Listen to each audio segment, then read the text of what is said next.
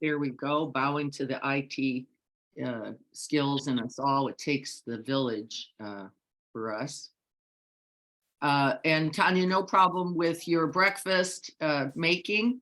I understand how that goes. Sometimes we're just getting it together, aren't we? To get ourselves to the present moment. I think we're all of us really do our best, don't we, to try to arrive.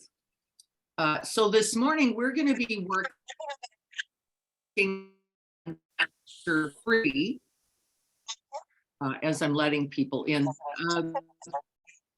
These last 2 years have really been about recognizing our habits. And we've been talking, of course, then about external addictions, behaviors, addictions that are oriented to certain behaviors. And we used Doug Brewer's definition from the Real Life book by Sharon Salzberg. And does anybody remember that definition of addiction? It was one of my favorite all time. Anybody? Repeated use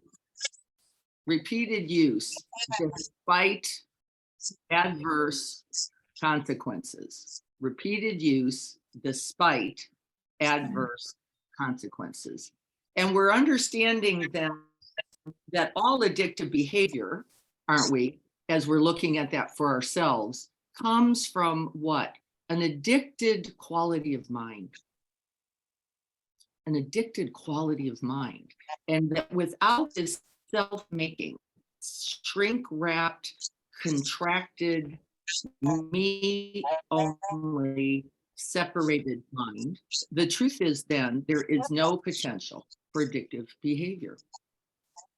So present moment awareness, open awareness, loving presence, you can call that all the things that we do, has no potential for addiction because it is only responsive.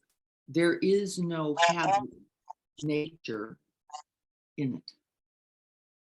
Does that make sense to everyone? It's the true addiction recovery program. Present moment awareness. And so that when we're in the habiting behaviors that we'll name in a moment, what we can know is that we are then some distance from our true selves, right? We can know this. We are some distance then from our true selves. Forget the moment. You're separate from your truest, best, most loving, most available, most kind, most gifted gift of self. And I want us to feel the sadness.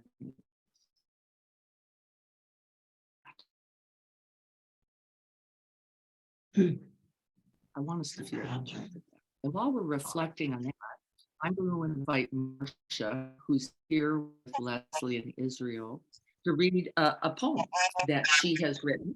And then we're going to sit and do some more reflecting on this reality, the separation from ourselves. I've got a little feedback, which might just be from Leslie. We'll watch that. I'm going to shut up, Leslie, and let Marcia do the poem.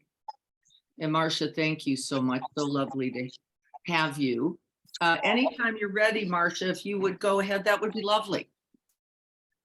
Okay. The poem is called The Leap of Courage. Real loud, maybe. And it's from the peace work that I've been doing between Palestinians and Israelis for many years. So what I say is, for our peace, my love, are you willing to give yourself? Are you willing to open your iron doors of comfortable blindness to be flooded by the tidal waves of human suffering?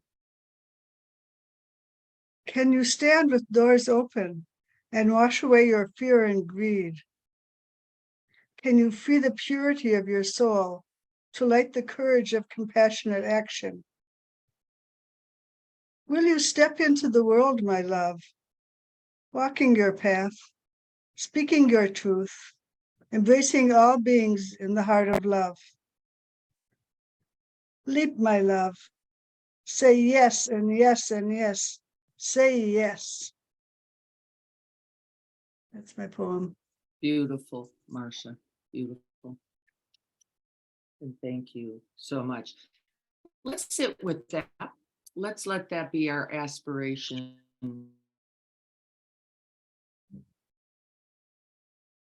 And let's say yes. Let's say yes, as Marcia has invoked us, even when it's scary. She said, it's hard. I don't know the way. I don't know how to contribute. I am beyond my means, I call it, in the present moment. And I don't know the present moment to be anything but that, beyond my means. Why? It will not be anything from before. It'll only be what is arising and available this moment, right? Yes, we bring wisdom, we bring love, and then we bring a lot of open space. We don't know. I don't know how to be most present this moment because I have not yet arrived into it. So let's see if we can't even just right now arrive to this body. And so I'm going to get myself situated in a way that allows me some wakefulness, a little attention. And remember, we're also not, you are already the Buddha. You are already the Buddha. You do not have to take some false posture. And in fact, it will not serve you. But find one that's comfortable and inviting of being supported. My feet are on the floor. Where are yours? Just checking in. And we begin slowly with kindness, gentleness, with ease as best we can to incline the mind home, home to one's truest self, one's Buddha nature.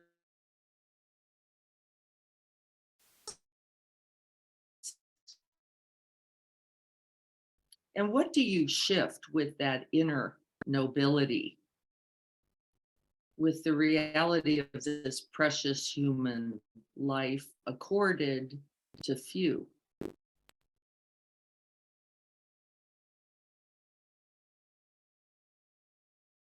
And may we aspire to benefit all beings everywhere without exception. Palestinians and Israelis, Republicans and Democrats, and people we like and the people not so much. It doesn't matter. All worthy.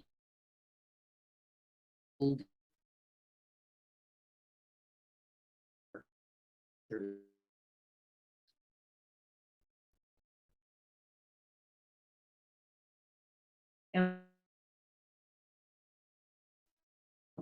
in the remembering of this essential intra-connectedness, we ignite the heart. And then we recollect Marcia's invitation. Open, open wide, open everything, my love.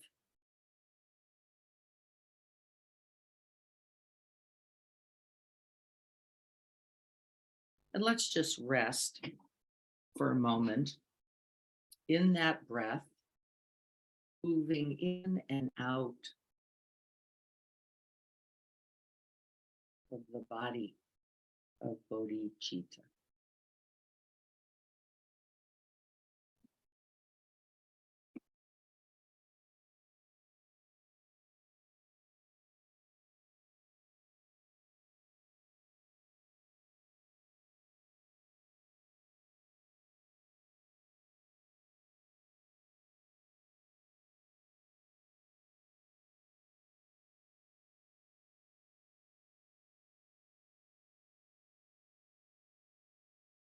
And see if you don't notice the quickening of the heart in response to these essential truths.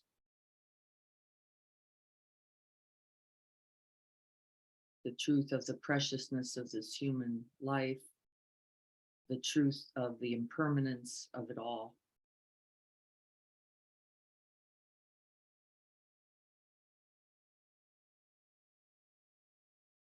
The truth that none of it is ours to keep,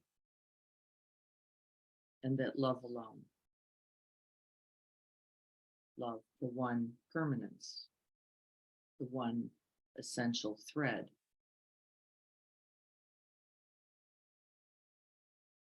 Weaving all things into one.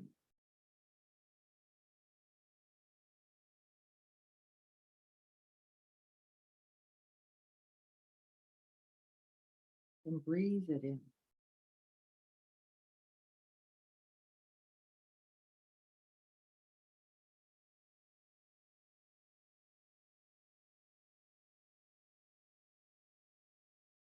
Let it move right into the portal of the heart.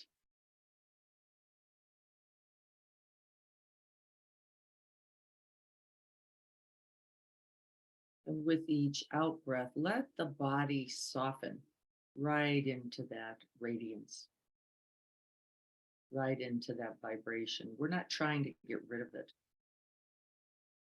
Quite the opposite.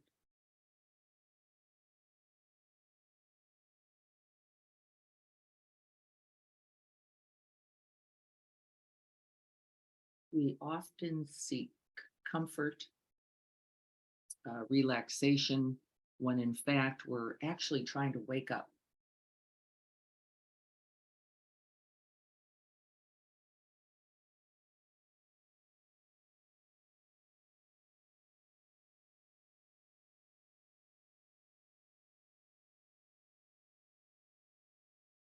And then we commit ourselves, don't we, with each breath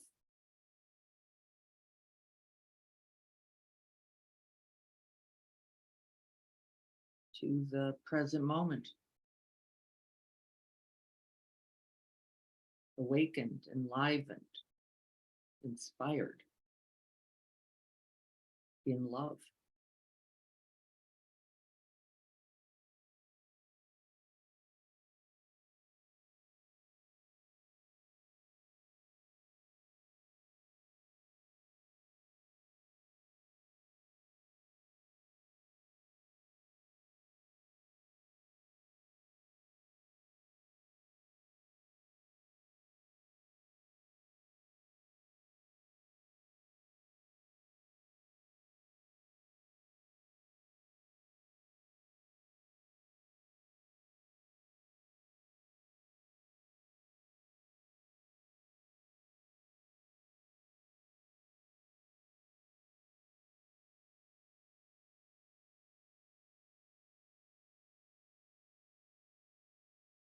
And we get familiar with that most enlivened, that most awakened heart mind.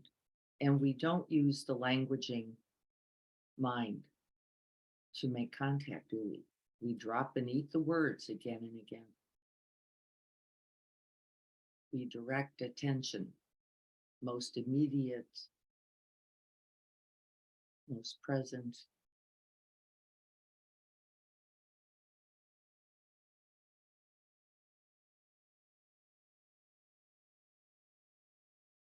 to the gift of this one breath.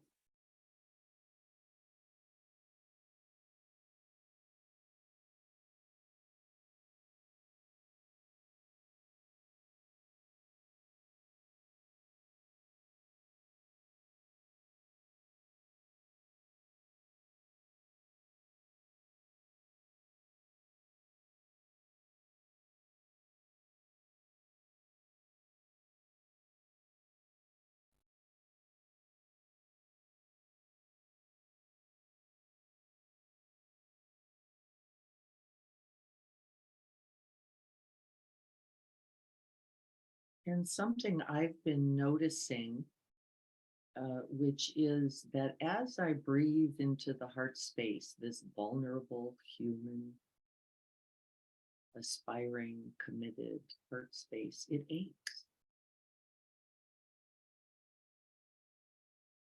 The aching of expansion. And I want you to see if you can sense the difference between that ache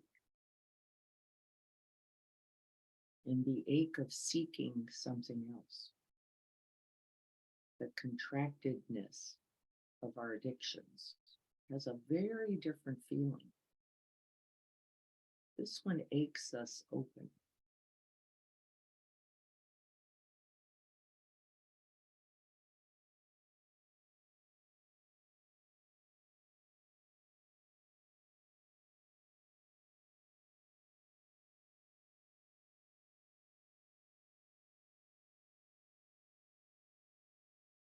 And rather than contract, rather than collapse, rather than numb, rather than run into our addictive devices, can we move closer just a little bit?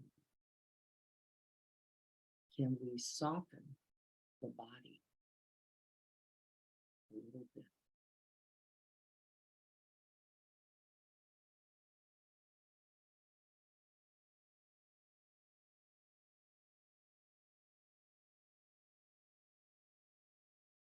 This is the ache that honors the truth of suffering.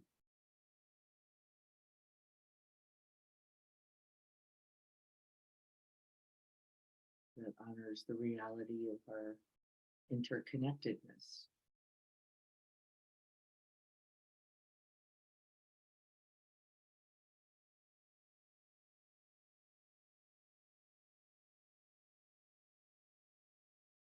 That doesn't run, that is naturally brave.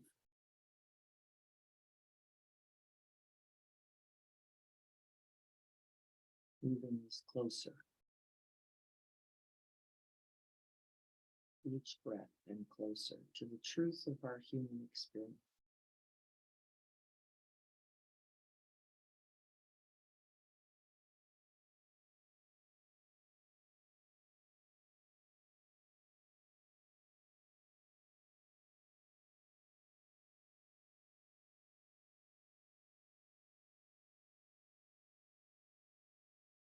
And see if you can make contact. Stay in the heart space, in the breath space.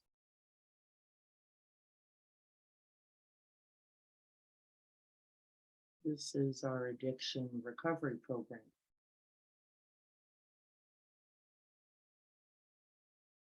Nothing else needed.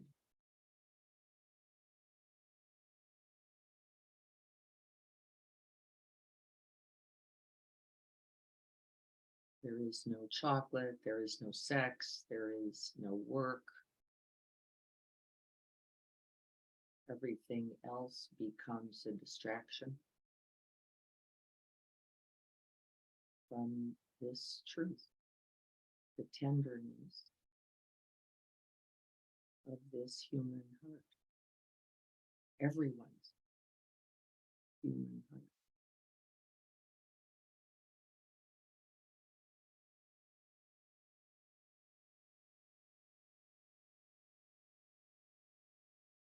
And softening up some more, seeing if we can't check in for a moment to the whole body. Let's make it a little more receptive. Let's put down the armor, the guards. We lay down the weapons of our self-making.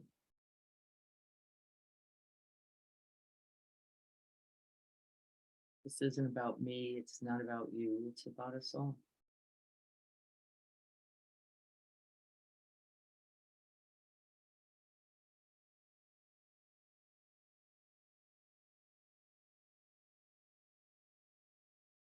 And we don't mistake ourselves, do we, for the ache, for the name, for the gender, for the religion, for the politic. We don't mistake ourselves even for our opinions, our preferences, We let them all fall away.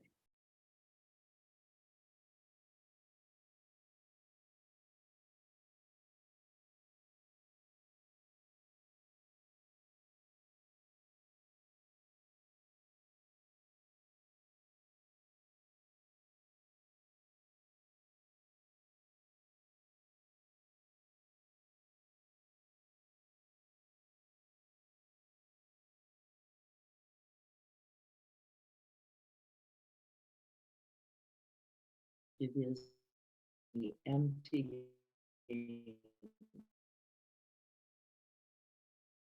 that we become who we truly are. You are nobly born.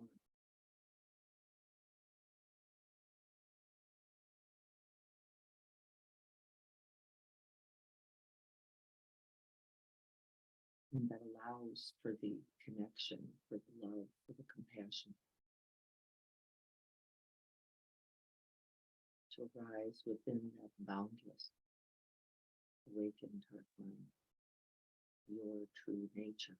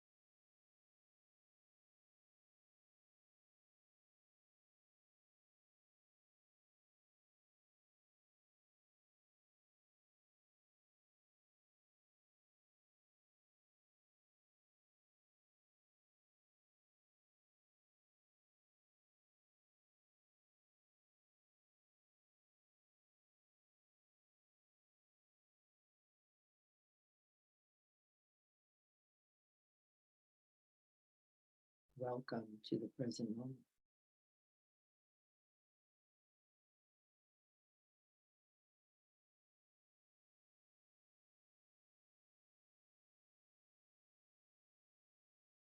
Welcome to you, enlivened, awakened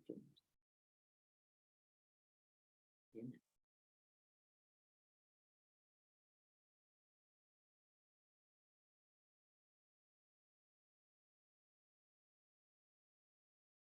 Welcome to life.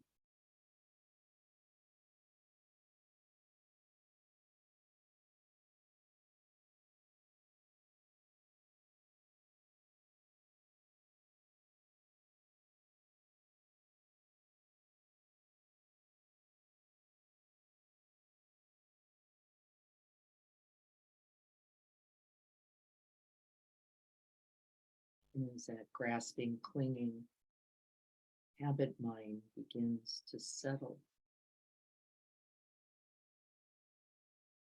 we feel the truth of who we really are.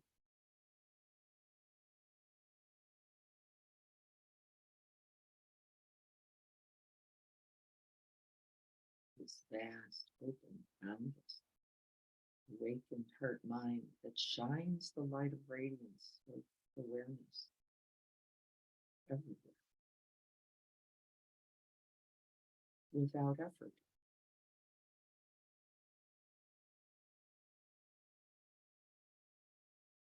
And as Joko used to say, nothing special.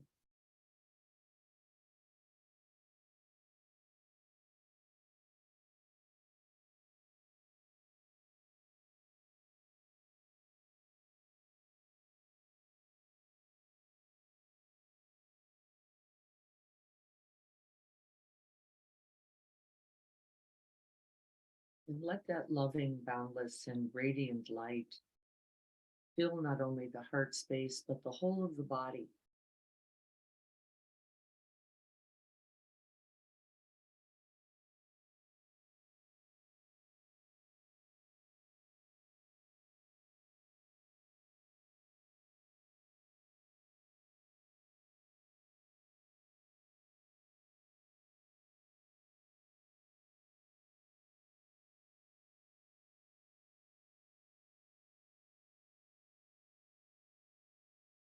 Igniting and awakening every cell, every muscle, every organ, every pore, every hair.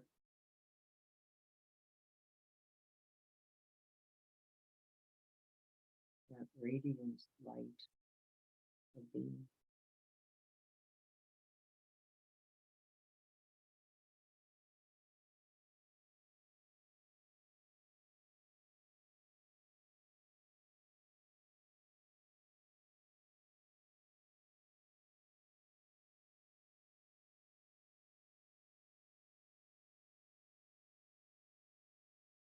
This is the reality of your true nature.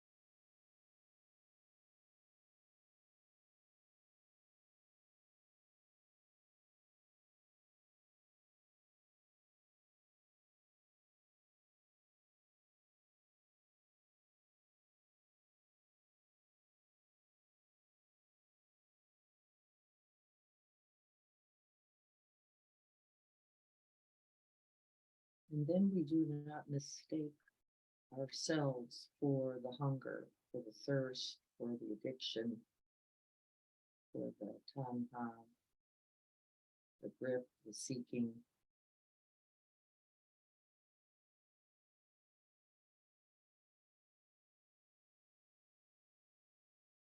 And we offer ourselves as completely as we can to ourselves.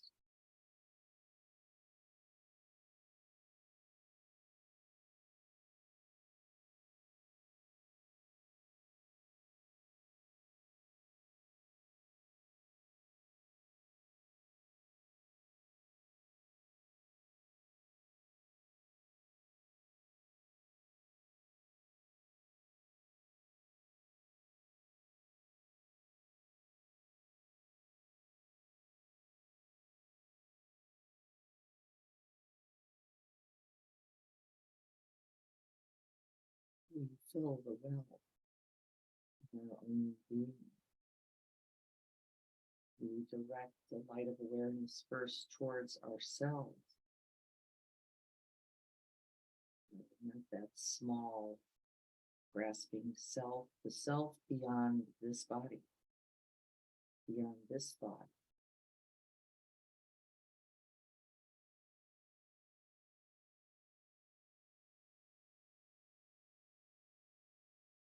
That which is undying and unborn.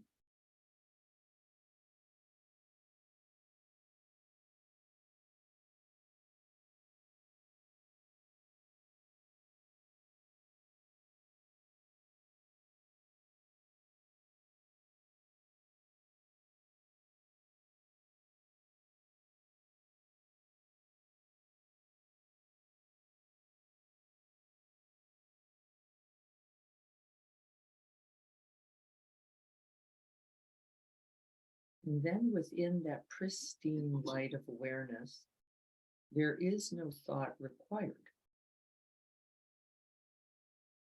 There is no addictive device, and that anything we grasp diminishes. And once recognized, we smile and simply open back into that vast, open, empty expanse, that boundless heart mind.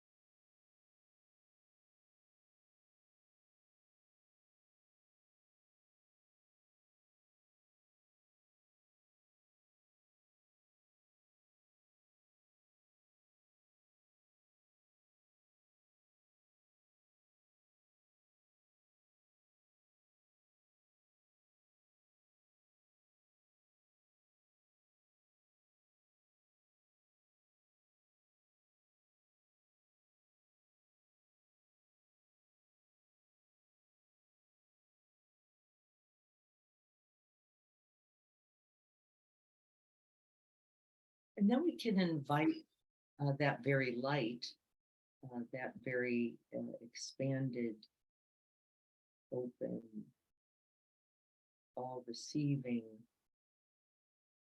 mind, that awakened bodhicitta heart mind. We can offer it where it is needed. And this is that rain exercise. We're just going to review it briefly, but without making contact with the truth of who we really are. Resting in this vast open light of awareness, you will turn towards the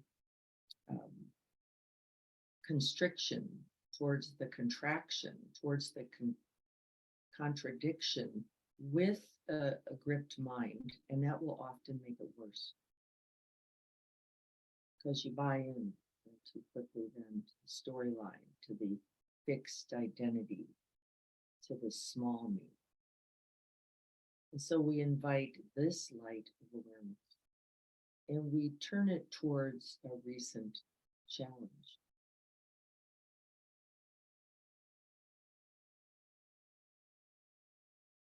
And we're just recollecting something, maybe a difficult conversation or exchange, a moment of reactivity, of judgment.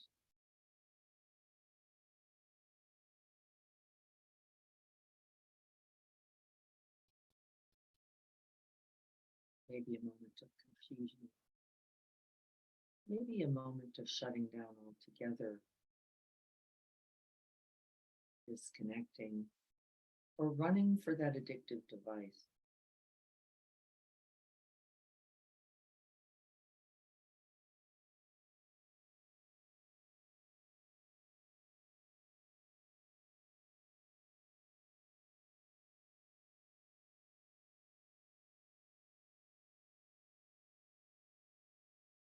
And we turn this boundless heart mind and this light of awareness towards that moment of difficulty, and we hold it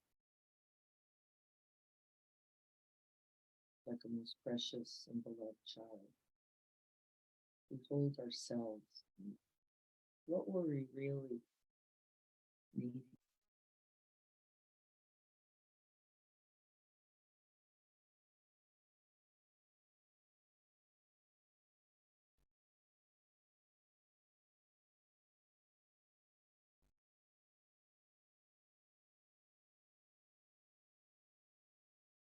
And we infuse this moment with acceptance, with non-judgment, non-reactivity.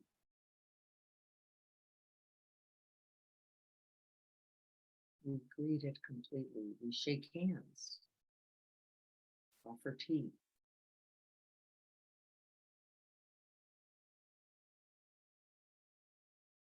Bow to this moment of contractedness, having something wonderful to offer us.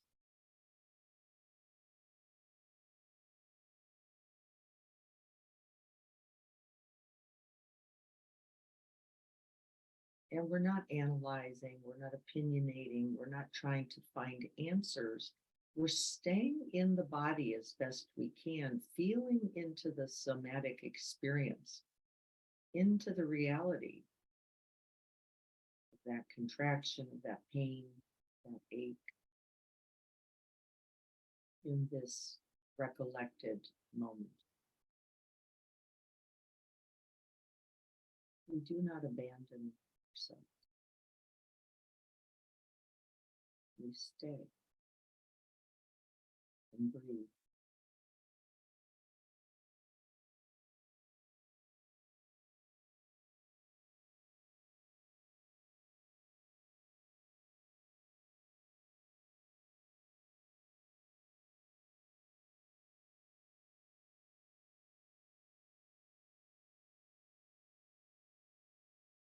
We drop into the heart space, the breath space, and we stay.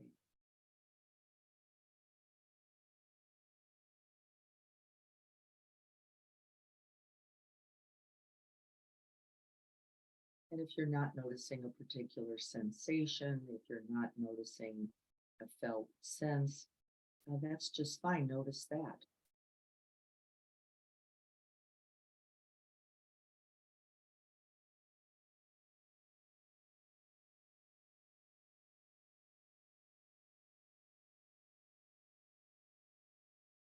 And offer ourselves compassion in this very moment. Breathe in with these phrases of loving kindness and compassion, feeling for ourselves in our numbness, in our not knowing, in our confusion, in our resistance, in our pain.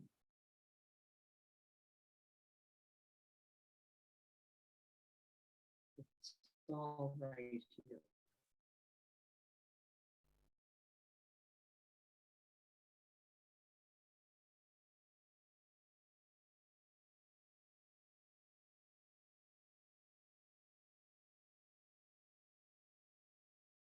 And I want to be careful about that I to the inquiry part of brain, because I think we go off into thinking.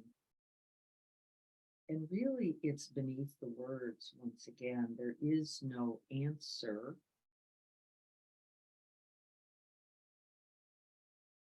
There is simply experiencing whatever is here right now.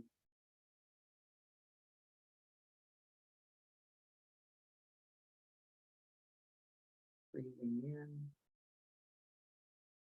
opening,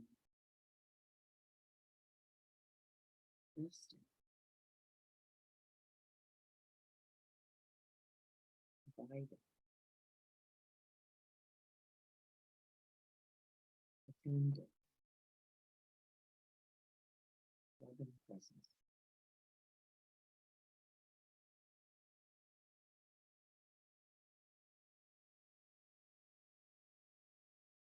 Nothing to fix,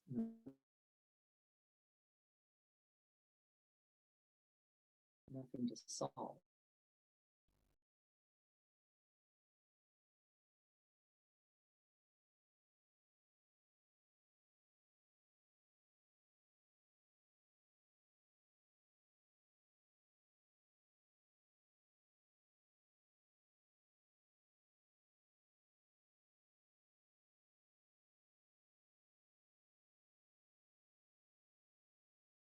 And then we grow bigger by recognizing that however you're feeling or not feeling, whatever your experience is, even if it includes not knowing, feeling nothing, that others just like you,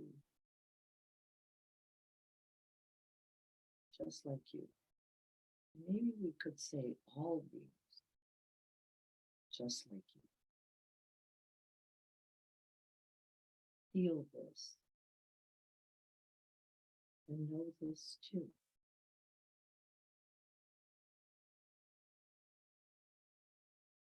The light of awareness grows beyond this body, this mind, towards all bodies, in all minds.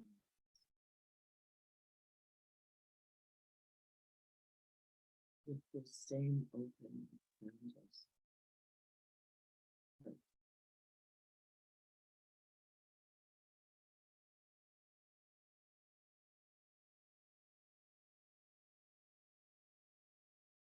May we all be happy. May we all be free from pain and suffering.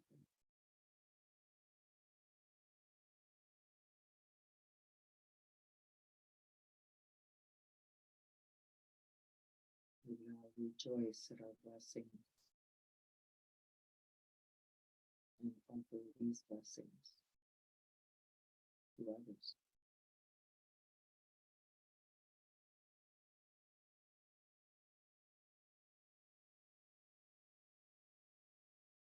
And may we rest and dwell in this light of loving awareness, compassionate presence, opening this vast and boundless earth.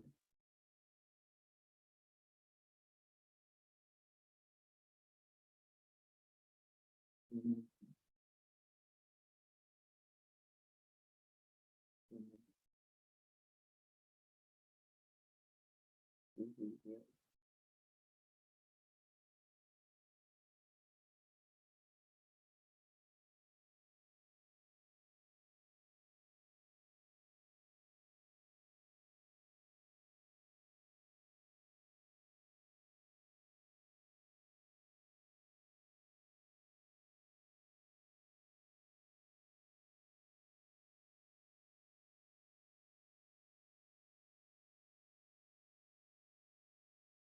Nothing to seek, no one to be.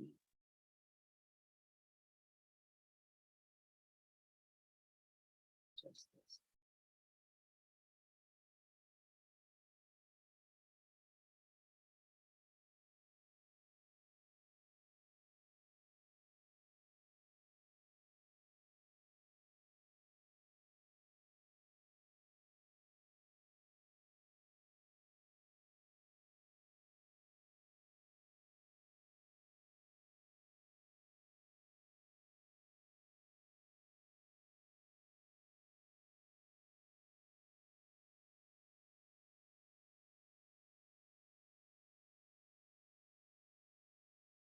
Just now.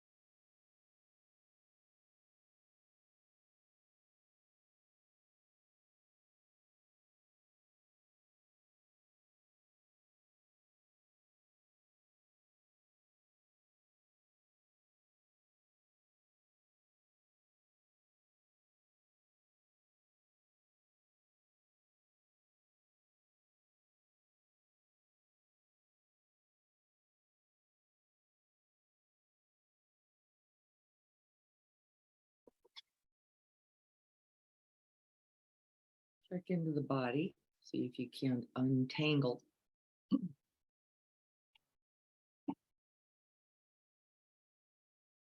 The body has its own addictive patterns, doesn't it? It grips, it grabs in very familiar places. This is good to know, so we can pay particular kind of attention. Yes, Marcia, you've gotten thank yous in the chat. Thank you so very much. Just gonna see if I could pull this. I don't know if it's available, so let me see. Yeah, maybe. And can I share that poem that she shared with us today? That was absolutely beautiful. Yes, Thank it you was. so much. Beautiful. Marcia, and thank you. Thank you. You're Leslie. so welcome.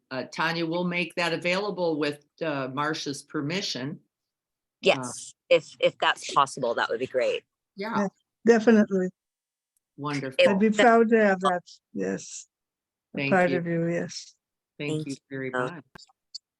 I'm gonna see if I can't pull this up for a second. Let's see if I can make it available. That didn't come up the way I most wanted, but I think it's somewhat available here. So I'm gonna read this. This is from Jeff Foster with some thoughts from him on addiction. And I can send this your way also, but I just want to read this one paragraph.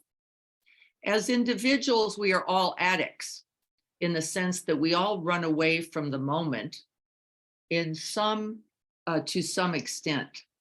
We all push away thoughts and feelings, try not to feel them, numb ourselves to them, distract ourselves from them, medicate or meditate or shop them away. For a while, it seems as though the food, the alcohol, the sex, the guru, the drug, the fame has the power to take away the sadness, the pain, the feelings of loneliness and helplessness and isolation, and ultimately death itself. It seems as though the person, object, or substance has the power to fix life. No wonder we talk about getting our fix. But of course, soon the effect wears off.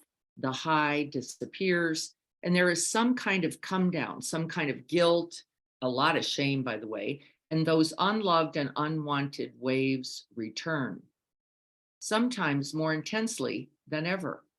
And we are back in heavy identification, the me that seeks something.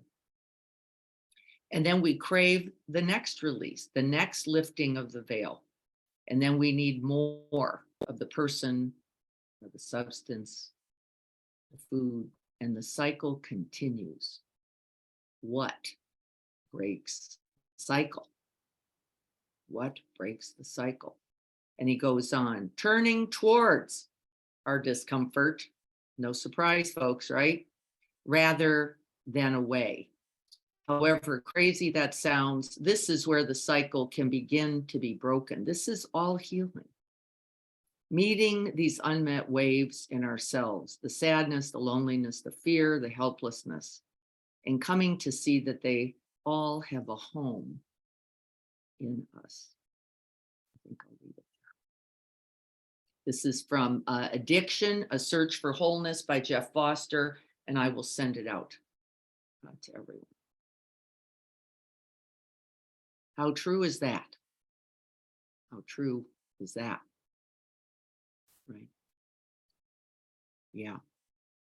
And so, like with Marcia's invocation, can we come home again and again and again and again? And if we do not offer that loving presence to ourselves, the possibility for peace in the world does not exist. It's not possible. If there is no peace with ourselves, in our own loneliness, in our own sadness, in our own grief, in our own confusion, what's the possibility for holding anyone in that? And then we notice, don't we, the result. We spend the day in judgment. We spend the day in separation. We spend the day going, but if you could only get it together, or I could only get it together, the day would be better. And we do it all day long, don't we? Too hot, too cold, too tall, too short. Took too much time, didn't take enough time, right? All day long. Can we recognize the addict right there? That was before you ever went to the thing to try to feel better. That was, you didn't even get there. You didn't even eat the bread. You didn't even do another phone call. You didn't even get there.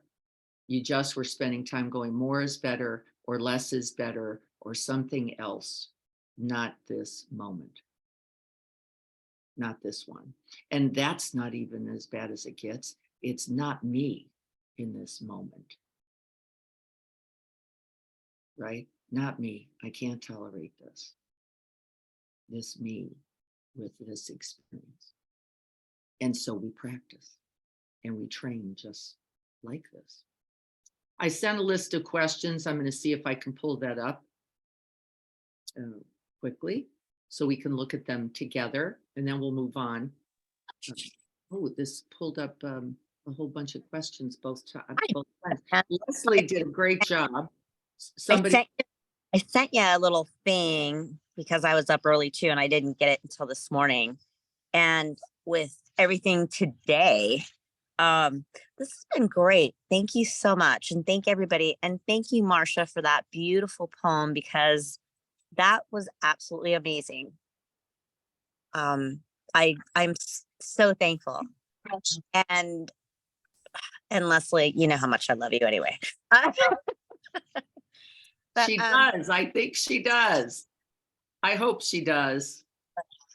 I love all of you guys, and I usually don't put myself out here, and I usually don't say a lot. So thank you guys all so much for everything and how supportive everybody is. I don't know. There's something going on in my phone, but that's okay. It's okay. I might be doing that, Tanya, by accident. You know I'm what? very hazy. I Strange. just tried to pull up the questions. They're just not cooperating with me. And I don't that's know what and that that's is. that's all good. And like, I just think it's always me. Like, oh, did I fuck that up? Yeah, you don't need to think that. It's all of us. We're all doing this, aren't we? Here we nice. go. I'm going to try it one more time. And if I can't get it, we're just going to go on. I don't want to get stuck. The questions were all directed. Let me try this. The questions were all directed towards this inquiry, weren't they? Do you notice just before you grab the thing? Do you notice? And we're being invited this week to take the pause there. Can you notice just before your addictive device? Can you feel for at least 3 breaths? Is our invitation. And stay. Before you go off into opening your mouth with that judgment, before condemning yourself or others, before the scrolling on whatever happy medium you happen to get yourself hooked on. Can we? That's where the pause is. We call that pausing at the precipice, don't we? Pausing at the precipice, from being awake to being deadened, from being present to checking out. Can we risk showing up? Because then we have to be prepared with some kind of stable mind, right? Some kind of open-heartedness to be willing to feel what's there. And the actual answer is mostly we'd rather not. Isn't it? It's a hard, cold fact, as Joko says. The cold couch is we'd rather actually not. We'd rather run the other way, deaden it, mask it, eat it, drink it, right? Whatever, or judge it, right? Or judge it. And that's what those questions were. Leslie did a lovely job of transcribing those again, because my Kindle notes got stuck on all caps. I apologize. I know that can be distressing, and Seth reminded me, thank you. And Leslie knew it too, and so I took the time to rewrite those. You should have received those. If you didn't, please let me know, because I will resend them to you. So I've got a couple things to send everyone. All right. Anything specific about those inquiries that anybody wants to speak to before we go into the rest of chapter 3? You have them, even if I can't unfortunately pull them up here. Anything in particular that I you, remember what I said to you. yeah? Say it again. Just heard someone. Anything specific?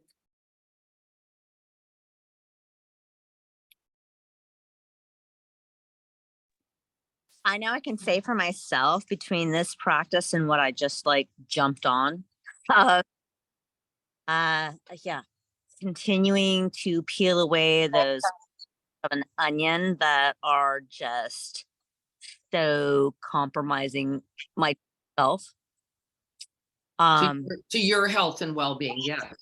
To my own, I mean, what I give out to others is what I do that because then it makes me feel.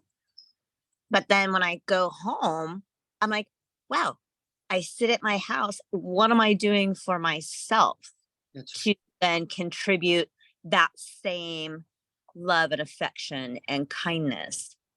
that's right. And it's not that I'm giving from an empty well per se. However, the empty well is my own empty well that I don't give Don't myself. fail. That's right. Yeah, I can do and feel and do all that. And it does feel that part of myself, of the compassion, the kindness, the this, the that, of what I would like to have done. And when I am at home, because now I do take time at home for myself, um, it's okay to sit at the couch and take a nap or do this or do nothing. You know, it's okay where I still have to give myself that allowance that it's okay. And replenishing my own well. So Critical. Critical. huge. It's been a huge, huge, huge thing for me. And I'm still working with that and on it. And if it wasn't for this Yeah. practice, Aren't we all? yeah, if I wasn't Aren't we doing, all? and I did take on this teacher training course, which I thought, what the fuck am I doing? Like, I don't need one more fucking thing on my plate. And it's been the best thing. So Well, they force you to be with you. yeah, I have to be with myself and look at all those little things. And it's okay. Yeah. And it's okay because I am okay. I'm not the scary demon. I'm not the wicked, deplorable person. You know, Yeah. we all have a habit, don't we? This is one of Yeah. our addictive devices. And one of the addictive devices, it's a big one for therapists, by the way, is I'll do everything to fix you so that I'm okay. What? This is true. It's a tone. It's the codependence anthem. I'll love you so that somebody eventually loves me. Like if I could only love you enough, if I could only care for you enough, if I could only be patient enough, right, surrendering enough. I mean, I don't care. You pick your characteristic enough, then someone, not me, would finally love me. And that's it, Diana. Like for all the fucking shit in my life and everything else, just doing, being. It's like, yeah, you know what? I am enough. Enough. I'm a soul being here. Like we all are. Yeah. We are all soul beings on this planet, and we're so gifted to do that. And we get so encapsulated with all these other things and expectations and everything else that then we start, hey, no, sorry, I'm outside with my dog and stop. We get so encapsulated with the other expectations from the exterior things of life. And we lose sight of what we are truly gifted here to share and be. I don't Yeah, know we get, now, but that's what yeah. I'm recognizing. That's right. We place attention often in all the wrong places, don't we? We place attention on the thing out there, good news, bad news, rather than what's actually present arising here. And this is our ongoing practice. How do we keep coming back to ourselves, home to ourselves, present to ourselves? And it takes practice. We see where our habits are. If only, right, they wouldn't be so demanding, or they wouldn't, right, could be more grateful, or they, anything. And if you're saying that, look at your own. If you're looking for someone else to be some other way, beautiful, to turn that mirror. What is it I am not offering? What is it I am not being? What is it I am not for myself? Not because you are deficient, but because you are misguided in where you're offering that love and attention. And then what? Sadness, loneliness, helplessness, hopelessness is the result, because now all the power has been given to the thing or the other, and is never sufficient, by the way. It is never sufficient. I don't care who loves you. They can't love you enough for you not to love you. Right? They cannot.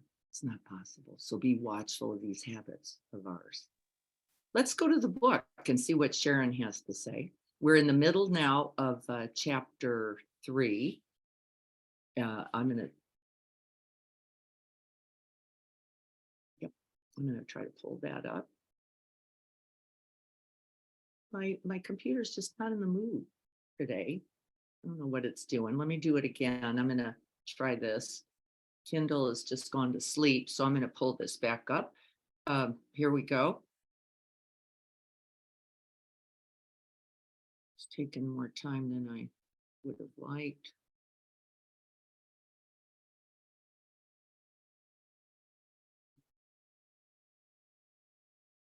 It'll take me a minute. I apologize. We've been losing Wi-Fi connect here, and so it's making this a little more difficult. So I'm sorry. It's collapsed the book. Hopefully this is it. Not sure. Nope, that's not it. Get out of here. I'm going to maybe have to use, well, I'm going to try it one more time. Let me give it one more go. Apologies. Carrie's not here. I don't think she could have fixed this one either way. Truthfully, here we go. Regardless, it's all okay. And that's what we get No, to do. We got to work with what we got, don't we? It's all good. That would be the big work. Yeah. But we all am- practiced, right? So it's all This good. is So there's a judgment. There it Right? is. Yeah. I'm going to have to pick up Libby's book because it is collapsed. My page is collapsed for some reason. I don't want to waste more time. We're going to be here on page, well, let's go to 58. I'm going to hold this up so you can see that. I will send you the list of questions again that I've constructed for this. What Sharon is doing on that page is actually offering us 4 ways to be present to distressing experience or distressing emotion, and she offers these 4 that we'll be practicing this week. Soften and allow. We did that practice today. We're not trying to push away, get away from, or get something else. This is one of our spiritual bypassings, which is if I drop in, it'll go away. I did that for at least 10 years. I want you to know, I'm going to breathe into that because then I can make it go away. I can transform it in some way. I can get rid of it. This is also true, but it doesn't come with seeking or striving for that. It comes with the actual being with. It is true. And as long as you're going towards it with the make it go away, I can promise you not that will not occur. It is the true abiding, the breathing right into the tight spot, the opening instead of contracting, and the wish for it to go away is a contraction. You're just adding resistance to an already pained experience. Don't do it. I spent most of my practice life trying to get rid of. It never, ever works. Don't bother. Stay grounded. Drop into the body or into an external, by the way, object around you. We have a practice called name and describe. I can't even be in my body right now. I am literally vibrating trauma, distress. Am I supposed to go there first? Absolutely not. Right? Absolutely not. But on the path towards, maybe I can be with this chair. Maybe I can just feel its softness. Maybe I can feel its embrace. Maybe I can name and describe the tree I'm looking at outside. We actually know that if you name and describe, it's an actual intervention for at least 3 or 4 minutes. The truth is the thinking mind wears out. You just name and describe, name and describe, name and describe. La, la, la, la, la, la, la, la, la, la, la, la, la. All the words you can think of about the object. The truth is experience wins. The thinking mind wears out, and we simply begin to abide, and then we turn towards something here. What? Maybe my big toe. Maybe not in this breath space, maybe not in the heart space, maybe just my big toe. Does it count? Yes. I'm moving ever closer, slowly, lovingly towards, right? But we get to start where we are, don't we? It might not even be for sure in the breath space, especially in trauma, might not even be in the body. That's okay. Recognize, name and describe. It really works beautifully. We do that with PTSD vets. Can't start in the body. It's already too active, right? Where can we begin? Well, I can begin with that tree, that plant, that candle. And so seeing if we can't, that's the grounding mechanism. Be with yourself without expecting any change. We already know that that's striving. It's another addictive device. I will drop in to see how horrible I am so that I can then change something to be less horrible. No, not helpful. Not helpful. Can I feel the hunger, the thirst, the wanting to be better? Can I do that for myself? And if you can't, don't go there. If it only feeds the I should be some other way, don't do it. It's not helpful. And we especially do that habit in the body. We get into the body and all of a sudden we're filled with judgments about how that's supposed to be and how it's supposed to get better.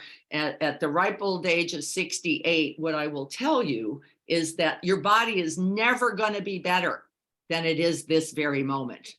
Let me promise you that. I don't care what you're doing. This moment is the moment. Celebrate this body. Celebrate it. It will never get better. This moment is it. So and then I'm gonna, and if only something, forget about it. Drop into this one. And it doesn't matter how many times you shatter that Achilles, Chris. This is the best body. The one you've got right now. This is the best heart. The one you've got right now. This is the best mind. The one you've got right now. Be watchful of that. I'm going to get to something, and then that's an addiction, isn't it? Same addictive device. Then I'll get to, then I'll have, then I'll create. If only 10 pounds here and more muscle there. And if I could only took, then that'll work out for me. Be watchful of those habits. Listen and welcome whatever is arising. Can we do it for 3 breaths? Drop into the heart space, feel into the polyvagal system all running through here. Can I just get the hand on and abide? 3 breaths exactly as I am, feeling the sensations. Watch the storylines. We don't need them. They won't help you. Explaining why or why not or how come and if onlys, not that helpful. Be watchful of our habits there. They're huge. We rarely drop into ourselves, by the way, simply to abide there. Right? Rarely drop in, simply to abide. And that's the whole practice. And we really don't do it. We drop in to do what? Get rid of. We drop in to make better. We drop in to fix. We drop in to distract. Right? But rarely are we turning towards the self with no agenda except presence. And it's the whole practice right there. So be watchful of that. I don't see anything on 59.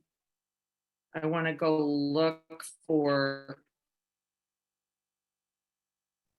There's something Libby's got underlined here on page 60. Sometimes, more than anything, we need to focus on loving ourselves no matter what, because otherwise we're continually sitting, that's what we just said, isn't it? In judgment of ourselves and adding pain to pain.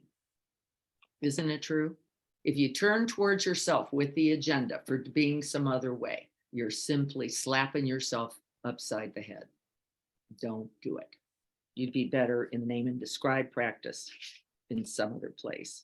Dan Siegel, a great guy from UCLA. Love this guy.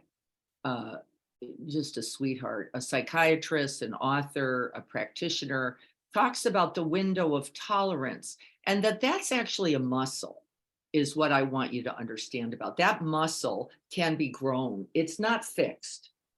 It is, can I abide for 3 breaths? Well, yes, if I can, then with some practice, with some cultivation of stability, I can abide for 4. Expanding my window of tolerance. And tolerance of what? Tolerance of my own experience. Tolerance of my pain.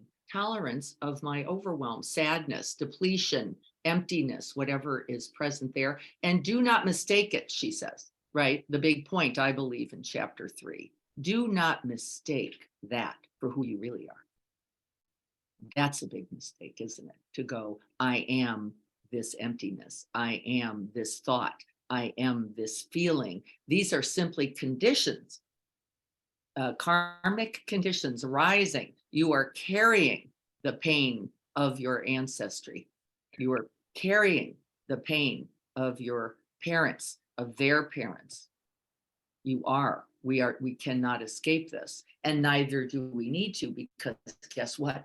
We're the ones who will heal it. That's us. We can drop in on that very emptiness that somebody drank away, or somebody played pool away, or somebody took cocaine away, or somebody ate bread away, or somebody, blah, blah, blah. I don't know what they were doing their best. I do know. Don't you? They were doing their best. Really? They were. Their very best. And now you're going to do yours. And what is that? Well, I'm not going to keep doing that. I'm going to keep opening to the greater possibility. And that's going to require some muscle in that window of tolerance, says Dan Siegel, for simply being without falling into, again and again, my own distractive devices, whatever those might be. Whatever those, including do nothing. Right? That's just as addictive. I'll do nothing. What hopelessness is that? I won't do anything. I'm truly feeling the pain of my father's ancestors as towards the phase of death. Hard to tolerate. Yeah, we have a lot of ideas about death, Robin. And the idea is they're gone. I don't have any connect to them. Right? And it is true and not. And it is true. It won't be like this, but it's never like this. It's changing every moment, actually. We're just not always awake to that change. Your father is not the man he was yesterday, 5 years ago, 10 years ago, or 40. Neither are you, and neither am I. And so in some way, we're grieving continuously, aren't we? We're grieving continuously for the thing we cannot hold and keep, like this, the thing I'm comfortable with, the thing I know, the thing I'm, right? My son said to me when my father died, and I couldn't believe he said it. That's how amazing it was to me. He said, "Who's going to protect us now?" Wow. He felt that in my father. Who's going to protect us now? And I said, the grandpa that's in all of us, right? The grandpa alive in me and the grandpa alive in you, who is really right here, right? And we forget. We think, well, that was absolute and over there and gone. And it's not true. It's alive right here. And in fact, my husband's been saying to me, you know, you want me to tell you what's scaring the shit out of me? You're turning into your dad. And you know what? He's not wrong. But I always was. I always was.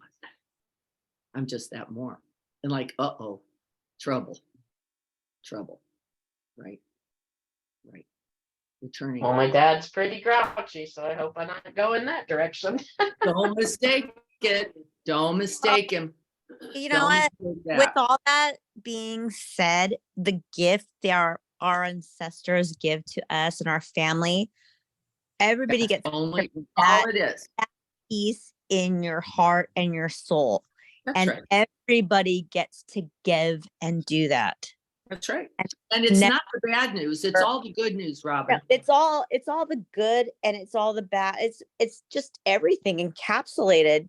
But the most amazing gift of this is that you get to carry on another heritage. I don't know if that makes sense to anybody else, but I know Yeah. with nothing, The and love we of all have people we care for, people we lose, and the gift of knowing them and what they put in our hearts, we were blessed to have that and get to carry that on.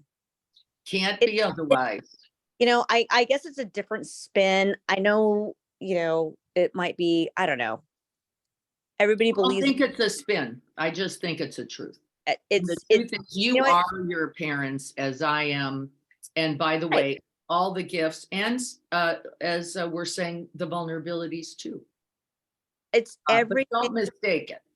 No, don't mistake anything else. And you get to carry these abilities. I don't know if I want to call it that. I don't even want to categorize it really. Yeah. It these spiritual gifts of so much that our ancestors have given us. And we get to hold those and spread them like seedlings with us always. Yep. And it's Maybe such a grouchy great too, gift, right? such a wonderful gift that we kind of sometimes neglect. But just really hold that in precedent and carry, not, I don't want to say carry forward because that's like not the term I want, but just hold it and Well, you and can't pers- help but be it, can you?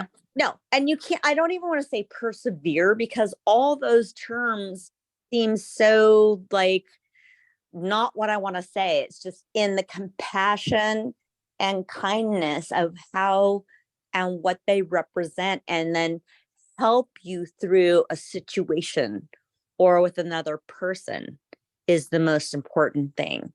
And that's why we were guided with these, you know, wonderful souls that have been in our lives, whether they be family or not family. You know, we get to be gifted in such a wonderful way. They're And all family, right? yes, everybody in this lifetime is family. So I And- want to read something, Tanya, from page 69, because I think it'll speak to that. And then that's the end of chapter 3 for us. It says here on page 69, Stephen Colbert went on to talk about seeing suffering as a gift, saying it is a gift to realize we are so completely a part of life, to find ourselves in the experience of another, to know down to our bones that we are not stranded or alone, ever. Ever. We are in this continuous stream of all of life for all time. Joan Halifax says, can we see, and she was referencing a childhood trauma specifically, because people have said to those people, but you have been gifted. Don't say that to someone who's been molested, by the way. Don't do that. Is it true in its absolute or ultimate? It may be. It's not for you to decide, is it? So be watchful of this, every moment a gift, and it's true, and don't you dare. Because that person's job is to come to that, isn't it? In their time. You come to yours in yours time. You don't decide, you see this moment as a gift. And Joan Halifax says, rather than that, can we think of this as givens rather than, or in addition, we could say, can we recognize the givens in our own life? What's one of the givens? We are going to lose everything we love. That's a given. Does that mean that we get to waltz up to somebody in the middle of losing their father, for example, like Robin, and go, you know, this is just a gift? Right? No, because what? We're spiritually bypassing. I don't want to feel and remember that. I don't want to touch into that. I'd rather just platitude you to death. Don't do it. Don't do it. If you don't do it to others, then there's a greater chance you're not going to do it to yourself. You're not going to paste on some, right, cliche, some platitude like, oh, if only you could recognize. Well, you will get to recognize. Do you get out of the pain of it? No. No. Is there anything anybody's going to say other than I know? Right? Maybe that. I know. I know the pain of losing a father. And am I willing to let my own heart break? Now, not only for me, but for Robin. What about that? And what does that look like? Really? And it's harder, isn't it? It's a lot harder. Otherwise, piece of cake. I can paste on, you know, life is a blessing. All true, not helpful. Is it? Watch your addictions. There it is. Let me think of something clever, smart, murmur to say. Better to say nothing and cry with somebody, by the way. Isn't it? Wouldn't it be? So be watchful. It is important to remember we are not in a contest. There is no pass fail. There's no grading on how we are handling life. And we spend a lot of time assessing others, handing out grades, don't we? Well, on the grief scale, you're not that good. Oh, really? Not? Okay. What would that look like? Well, the truth is, what's the truth for us? Not feeling grief. That's the grade. That's what how we assess it, don't we? Well, you're handling it really well. You don't know how many times I heard that. When my father, you're handling this really well. Really? What do you know about handling what? If you put us side by side, that's what it looked like. It looked really good. It looked good. Oh, the most funniest thing, it's not funny, but funny is everybody thinks you have your fucking shit together when you don't. Yeah, Just this because is a mistake. It's like the pattern we were taught of let's keep it together. Let's present this way, da da da. And inside you're crumbling like a motherfucker. That's right. And the But truth is, it's my fucking- heart was broken. Completely. Period. My heart was broken. Is there any way out of that? No. Do I know how to turn towards that? I do. How did I get there? The practice. Did it unhinge me? It did. Does it do it today? It does. I'm not looking to get more hinged. That's not the goal. Can I open then to all those others just like me who are going to know this too? And then whether you cry a bucket of tears or not one is not the point. Then it isn't even the point. Can you allow the experience? Well, we're training for this, aren't we? Because we have to, because otherwise we're leaving that brainstem to run the show.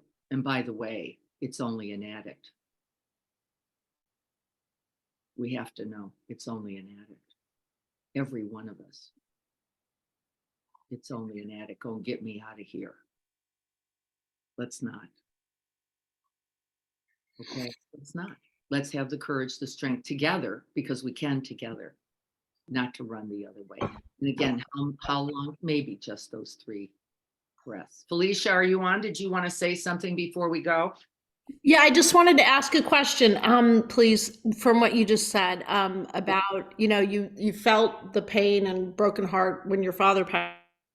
And still Happened do. again. Right, and still do.